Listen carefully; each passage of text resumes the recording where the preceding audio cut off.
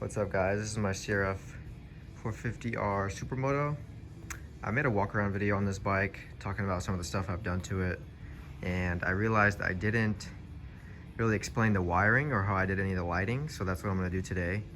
And this will apply to basically any electric start dirt bike. I'm going to explain how to wire lights onto an electric start dirt bike with a battery for very cheap. A lot of people will tell you need to buy an expensive kit, need to upgrade the stator. I talked about some of that stuff in my last video, but I bought maybe 4 or 5 parts off Amazon, didn't upgrade the stator, didn't buy any kits. So I'll include links to everything I used, and I'll explain basically what I did.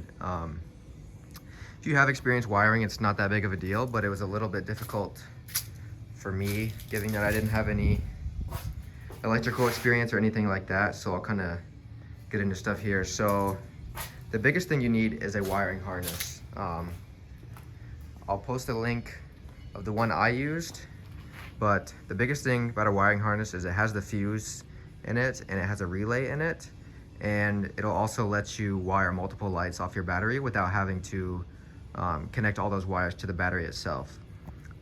Another big thing about the wiring harness is that it has a switch, so you can turn it on. Here, I'll show you guys. You can turn it on and off really easily, so that way your lights aren't just drawing off the battery all the time.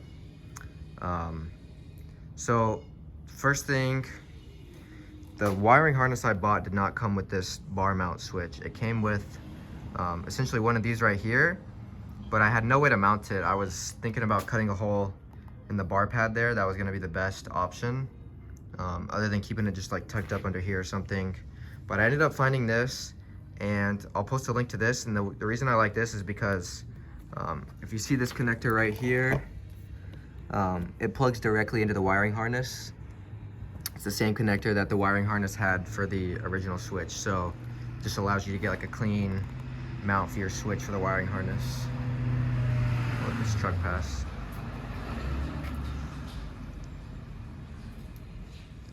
I'll post a link to this light. This is plugged in directly to the wiring harness. So this light, and I'll explain how I mounted it. You see there's these 2 little L brackets, and these are mounted onto, if you can see, they're mounted onto basically where the number plate mounts. So I cut the little flap that goes over the bars, and I just mounted that directly where the number plate mount is. So that light, it comes with, there's basically 2 wires coming off of it, the power and the ground. And what you'll want to do is connect that to the wiring harness. So you'll have 2 powers and 2 grounds coming off the wiring harness. And for us, that's basically going to be the headlight and tail light. So if you could see in here, right in there, that's where the wires connect to the wiring harness. So you have your power and ground for the light bar. And to wire those up, I basically run the power and ground along with the stock wiring. I don't think it's, you have to take the tank off for that. I don't think I took my tank off, if I remember correctly. You just kind of run it along where the stock wiring is for the starter and everything, and you can connect it up to this light. So that's kind of the headlight done. I'll show you guys, I already took the seat bolts off, so I'll show you guys the wiring harness. You kind of just have to stuff in the air box area. There's not a really good spot for it, but as you can see, you just have one coming off the power, one coming off the ground, and then I stuck it in a plastic bag so that way it would be a little bit more protected from water. I was messing with it earlier, so it's not set in its usual spot, but yeah, you run your 1 power and 1 ground up to the headlight, you connect that, you run your switch up there, you can plug in this different switch if you want that. And then as far as the tail light, that's where it gets a little confusing. So this is the tail light I bought right here.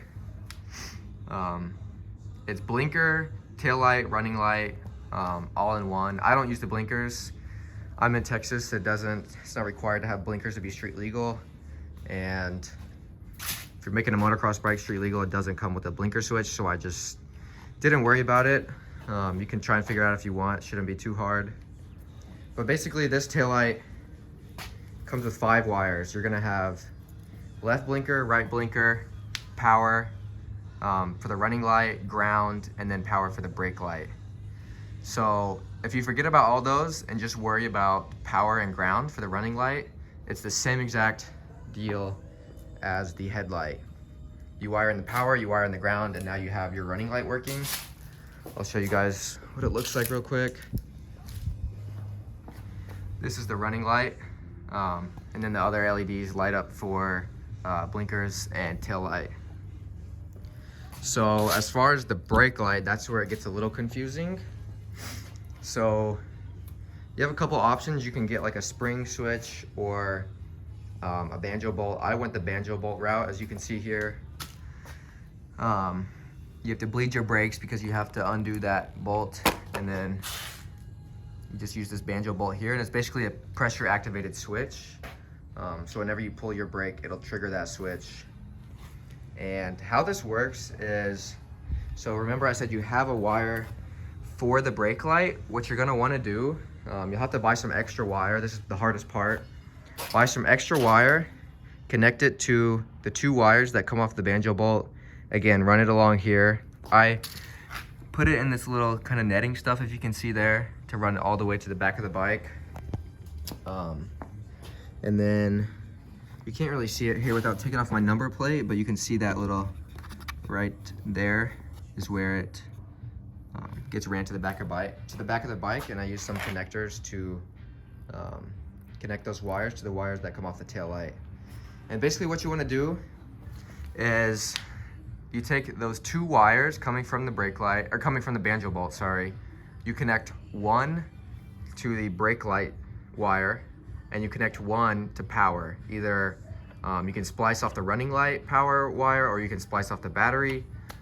Either way, basically what's happening is you have that, it's basically a circuit, think of like a circle. When you pull in your brake, this switch completes the circuit and your brake light lights up. So that's how that works. That was the most confusing part for me to figure out. And as you can see here, I have this netting running all the way back, covering all the wires. Been using duct tape to try and keep it up under there. It's not working the best. I need to come up with something better, but underneath this duct tape, there's a little hole drilled. And it basically lets me run my wires in right underneath this subframe right there and get it into the airbox where the wiring harness is. But yeah, that kind of sums up everything as far as the wiring. If you guys have any questions, you can let me know and I'll explain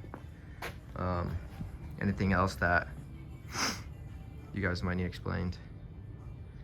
Fairly simple job, but it can save you a lot of money if you want to do this. I know that the kits I was looking at are about $300, which for me wasn't worth it. I spent less than $100 on all the parts I just showed you guys, and it's street legal. You have, at least in my state, some states are different, but my state, you don't need a high beam, low beam. You just need a headlight, headlamp, tail lamp, brake lamp, no blinkers. You will have to have like a mirror and a horn.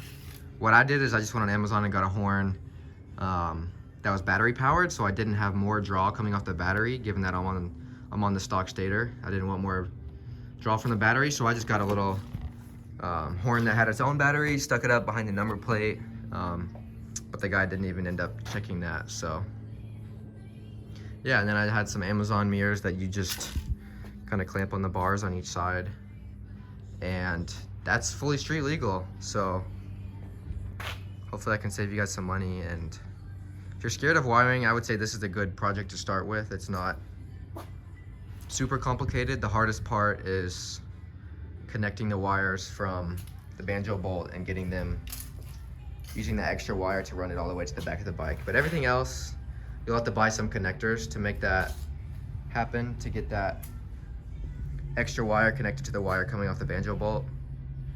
But that's about it. Thanks for watching, guys.